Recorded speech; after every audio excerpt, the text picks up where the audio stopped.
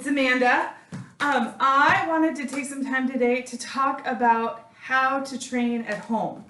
So for those of you who are learning karate like me or martial arts, it's important to know like how to actually learn when you're not in class. And so from one learner to another, I wanted to share some of the things that I do to make myself more successful, and hopefully you can pick up some tips and tricks along the way also. So let's get started. So the first thing that is the most important for me is running my form ladder. So your form ladder is where you take the bottom form, so key bone, and you run it, and then you run the next one and the next one and the next one, and you go as high until you don't know any more of them, right?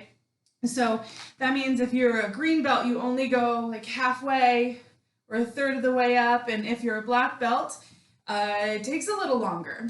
And the way that you run those are you run them fast. You just get them so that you are warming up and you're not really focusing on like all of the details, but of course you do actually want to run the form, so you don't want to be all like sloppy and whatever.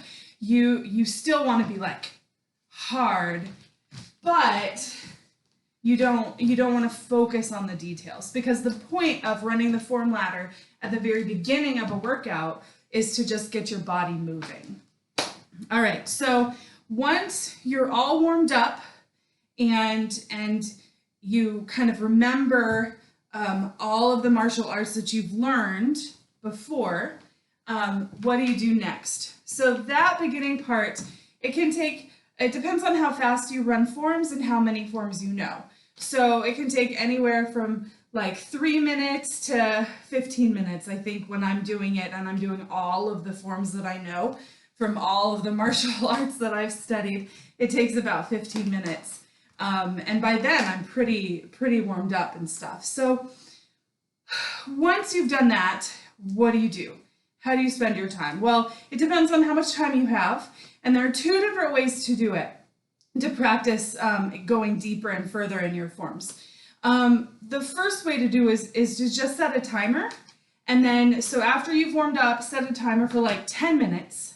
And then run one form, just one. Don't do them all again. That's kind of defeats the point of what we're doing. You want to pick one form and just work on that and kind of like drill down into it and hone it. Now, some of you you can pick the highest form that you know because you just learned it and you really want to get it down. But one of the things about running your form ladder as a warm-up is that you're able to pick what form you actually don't know that well, or you struggled through as you were warming up. And maybe this is a great opportunity to like go back to a form that maybe you thought you knew, but you obviously didn't know as well because you've forgotten everything. And so you can choose whichever one you want. But if you want to get better, you would start and just like really work on key bone, and then tomorrow really work on key cho, and then so forth, to the point where then once we come back and we actually get back to be back in the building and get to be together training again and stuff, you'll be really good and you won't have forgotten anything, but you'll remember all of it because you've been working on it. So you can take 10 minutes and you can really drill down into that one form. Or another really fun tip that I learned from an old martial artist a long time ago is instead of timing, if you have the time and you want to run numbers, so you want to do your form 10 times and practice it really carefully 10 times. That's great, but you don't have the brain power, at least I don't have the brain power, to do that while I'm in the middle of it. So say I do like 3 or 4 times and then I'm like, wait, what number am I on? How many have I done? Shoot, I don't remember. So here's a really fun tip, and you can see my living room. Sometimes I use these pillows like this. So you grab 10 or 5 items. So 1, 2, I'm gonna call this 1, 2, 3, 4, 5. All right, so I have my 5 items right here.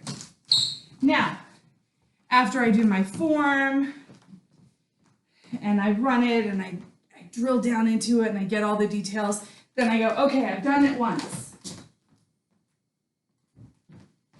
Okay, now do it again. Do the thing. Okay, I've done it twice. So then I move items from one place to another place. And then once I've moved them all over there, that means I've done it 5 times. And then I move it back. That means I've done it 10 times. It's also a good way to split it in half. So maybe you want to work on 2 forms. You run one form 5 times and a different form 5 times. And you move them one to the other. You can also use pennies. You can use other random items. You found I've used like cans of soup. I'm like, why is this in the living room? I don't know, but I'm gonna use it. So anyway, so those are some really good ways of keeping count or keeping going of where you know that you've been and what you're working on. So, okay, so now we've kind of talked about like how to do this. So then let's talk about what we do. Now, Master Monio and Mr. Braden have been doing a fantastic job with the videos about what he's looking for in those forms on the website. Have you been watching them? They're fantastic. But if you try to do every single thing that he's talking about, you're not going to be able to do many of them. So as you're watching those, and you should be watching those, you can pick out one thing, or maybe 2, but usually just one thing that he's been talking about and work on that. So I know in one of those, he was talking about the differences between a back stance and a front stance. And those transitions are super important, right? So when you transition, and let me see if I can change my video a little bit lower so you can see my feet. Yeah, that's easier. Okay, so in these transitions, when you're transitioning from a front stance to a back stance and back again to a front stance, those transitions are, we don't just do them because it's like fun, right?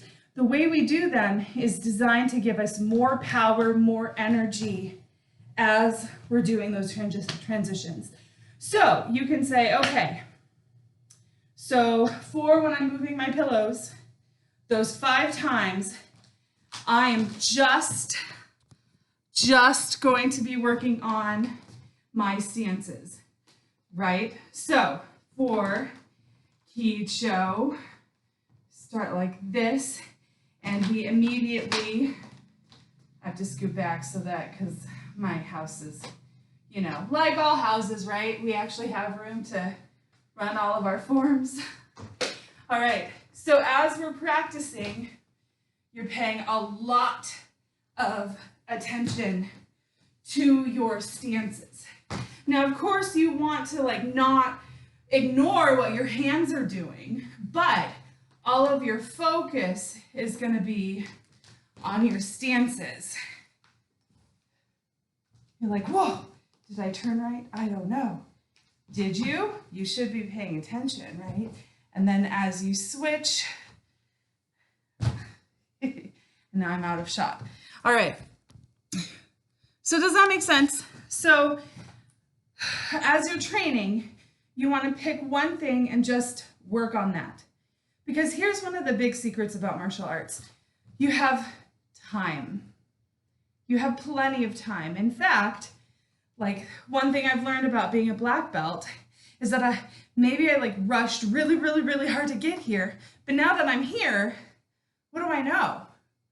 Well, I'm supposed to know all of the stuff that came behind me, right? So I need to practice that, and I need to get all the details really good so that I can help you. And so when you're a black belt, you can help other people. So I hope that that was really helpful. Again, let's review. First, run your form ladder.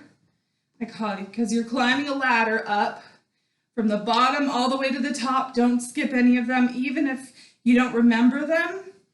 Like, try to move, and sometimes your body will remember them for you, which is really cool.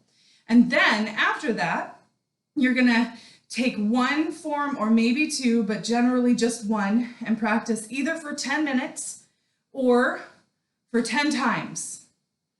And run that and focus on one thing that you want to fix or make better or make look more pretty. So for those of you who are lower ranks and you're just now learning that you have to go like that, extensions and stuff like that, right?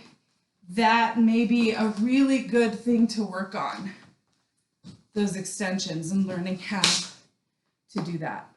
All right. Thanks for paying attention. I hope this was useful, and I'll talk to you later.